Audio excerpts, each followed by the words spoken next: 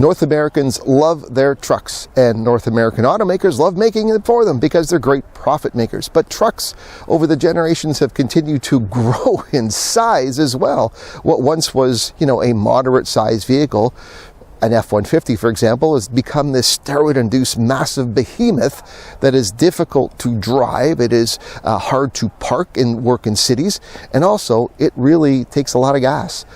So there probably is a marketplace for North Americans who love the look and functionality of a truck, but not the size, not the girth, and not the expense on gas. So Ford has taken that opportunity and introduced an all-new vehicle back to its lineup. It's a small truck size. It is the Ford Maverick, and the 2022 Maverick is right beside me here. It's been a while since there's been small trucks in the Ford lineup, and I'm excited to look at it. It's been really popular and highly anticipated. So the 2022 Ford Maverick is the feature of my latest review.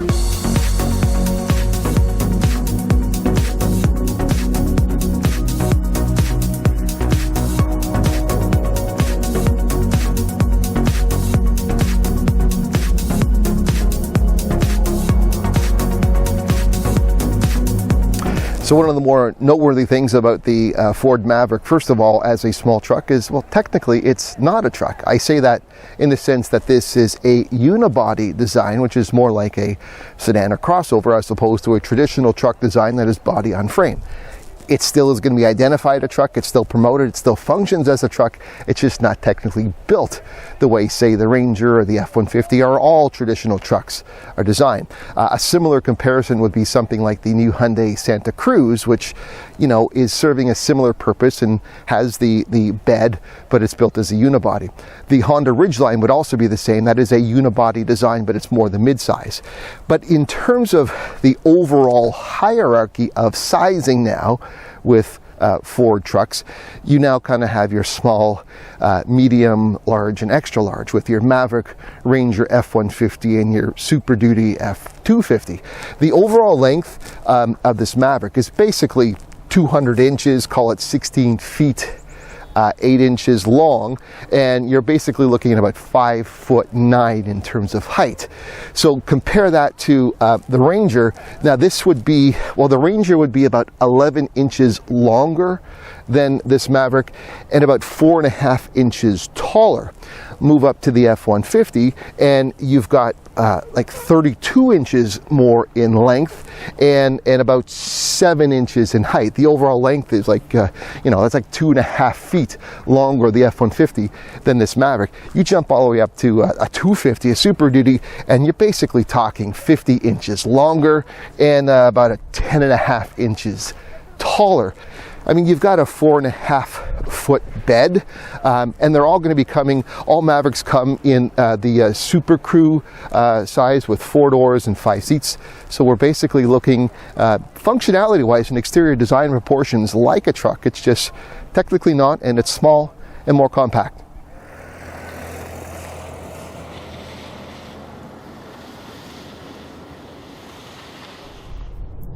There are 2 powertrain systems available with this Maverick. There is the hybrid system, which I'm driving right now. That is standard.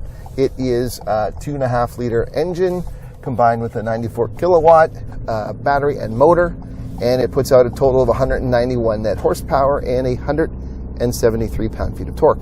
There is also a 2 liter EcoBoost engine if you need a little more power, and that is total output of 250 horsepower and 277 pound-feet of torque.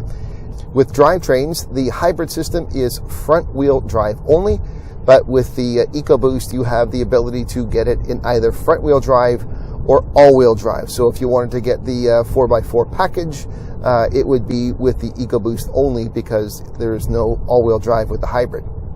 The hybrid system is paired to a CVT transmission, whereas the EcoBoost does have an 8-speed automatic. With respect to payload, it doesn't matter which engine you have, payload is the same. It's set at 1,500 pounds. As for towing, both hybrid and EcoBoost have 2,000 pounds of towing capacity. However, with the EcoBoost, if you get the 4K towing package, you then up your towing capacity up to 4,000 pounds. With both powertrains, you have selectable drive modes available. With this hybrid engine, you have your normal, you have eco, you have sport, you also have slippery, and you would have one for basic towing and hauling. With the EcoBoost engine, if you go for the off-road package, you'll lose the eco setting and the sport setting, and instead you will get a mud or ruts and also a sand. So there's still 5 in total, but it depends on the overall setup. With respect to fuel economy, there are, again, 3 different ratings because of the 3 different options of engine and drivetrain. With the hybrid system that I have, the combined fuel economy rating is 6.4 liters per 100 kilometers, which works out to 37 US miles per gallon. I know that Ford was in the early marketing talking about 40 US miles per gallon for city. I think in the actual ratings through the fueleconomy.gov, they got a higher rating, but the overall combined is lower at 37 overall. I'm driving the hybrid, of course, this week, and my personal experience has not been that low. I've been getting it around, right now, towards the end of the week, I'm at 6.7, 6.8 has been the range that I'm at. I think I'm right now at 6.7, so it's close, but not quite there. With the 2-liter EcoBoost engine, the combined fuel economy ratings will be different depending on whether you've got the front-wheel drive or all-wheel drive. In front-wheel drive, the combined fuel economy rating is 9.1 liters per 100 kilometers. That equates to 26 US miles per gallon. With the all-wheel drive, it's a little less economical, so you're going to get at 9.4 liters per 100 kilometers or 25 US mpg. So if you look at the way that this Maverick is marketed and targeted by Ford, you can clearly see that they are going after a younger demographic and, frankly, a more urban demographic as well. This is designed to appeal to those who may like the look and functionality of trucks, but not the giant girth of, say, an F-150. And that's particularly true in urban settings.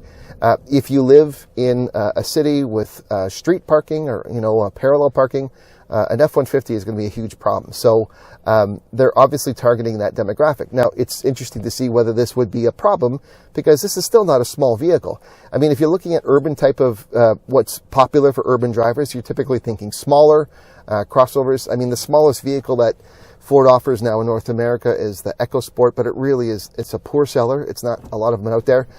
Most likely it would be the Escape. That would people, if they're looking at something small for the city. And I mean, this Maverick is, 16 feet 8 inches in length. An Escape is about 1.5 feet shorter overall. With respect to actual parallel parking, and that's where I think this is going to be the issue, would this fit? If you have a marked off, if you have street parking that is, designated for pay or whatever that, there are some standards at play. In the U.S., the standard for the length of a parallel parking spot is around 23 feet. And so obviously with a vehicle this size at 16 feet 8, you want a little bit of play on either side, but it should be fine. You'd still have to be good at parallel parking because, it's not an abundance of space, and the Maverick does not come with a park assist. So you have to know how to do it. That's fine with marked off spaces, but the real issue probably is when people have to residential park on streets that where you just park wherever you can, wherever there's space. You could have an entire block that's designed for, people with either permit parking or street parking, and you find the room. So, that's where it might be a little more challenging because really if someone's going to give up space, you're going to have to find something that's, maybe not 23 feet long, but more like 20 feet. And, depending on how densely populated or how many vehicles are trying to get on that street, that might be a bit of a challenge. So, this can work in urban settings. It's just probably not as ideal as something smaller like an Escape, which, as I mentioned earlier, is 1.5 feet shorter than this. The Ford Maverick is not only distinctive for its overall size, but it also offers a new twist on functionality as well. Whereas the F-150 has continually decked out its interior with upscale luxury amenities and tech, the interior of the Maverick is distinctively more simplistic. In fact, it took me a moment when I first stepped in to adjust my expectations of what a Ford truck interior should be. But once that happened, I really began to appreciate the simplicity and streamlined functionality of how this Maverick interior is designed. A case in point is the lack of a push-button start in all but the top-level Lariat trim. All week long, I caught myself looking for a push-button start on my XLT tester and then having to dig into my pocket afterwards to pull out the fob and then use the key to start it up. The interior is not minimalist per se, but a design with a strong bias towards being simple, functional, and easy to clean. There are 3 trim levels in total available with the Maverick: the base XL, mid-level XLT, and top-end Lariat. Cloth seating is found on the XL and XLT, while Ford's Active X simulated leather is found on the Lariat. All trims feature an 8-inch center infotainment screen with Android Auto and Apple CarPlay compatibility. XL and XLT trims feature a 4.2-inch instrument cluster screen, while a larger 6.5-inch digital cluster screen is standard on the Lariat and optional on XLT. Given the unibody architecture of the Maverick, there is a fairly good amount of interior passenger volume overall, with just a shade over 100 cubic feet. It's a little tight in the back for legroom, but I was able to fit 3 adult-sized kids in the back without too much difficulty. Trucks typically feature storage underneath the rear seats, but with the Maverick, Ford has decided to do more than just create a generic space to store things in by creating what they call FITS, or Ford Integrated Tether System. FITS is centered around a special slot at the back of the front console that accommodates different accessories for endless personalization. An available accessory package would include cup holders, a storage or trash bin, a cord organizer, double hook for grocery bags and purses, and under-seat storage dividers. Now, as this is early in the lifespan of the Maverick, Ford says that more FITS slot creations are in development. But in a unique twist, Ford is also working to publish the slot geometry so people can 3D print DIY solutions themselves to further fit their lifestyle. This is a totally new concept and one that I think is going to wind up being really popular. Versatility is also something that Ford tried to prioritize in the 4.5-foot bed, which they call a flex bed. Standard in each bed are 2 tie-downs, 4 D-rings, and built-in threaded holes into the side. But the flexibility also comes from specialized slots that are built into the sides. Standard in each bed are 2 tie-downs, 4 D-rings, and built-in threaded holes into the side. But the flexibility also comes from specialized slots that are built into the sides as well. Using these slots with either 2x4 or 2x6 boards, it allows owners to create an elevated floor, segmented storage, bike or kayak storage, and other options. There's also plenty of DIY potential here to customize the bed, and Ford is expecting this to be a popular trend. Now, for those who prefer a simpler approach, there will be a full cargo management system available to buy directly from Ford.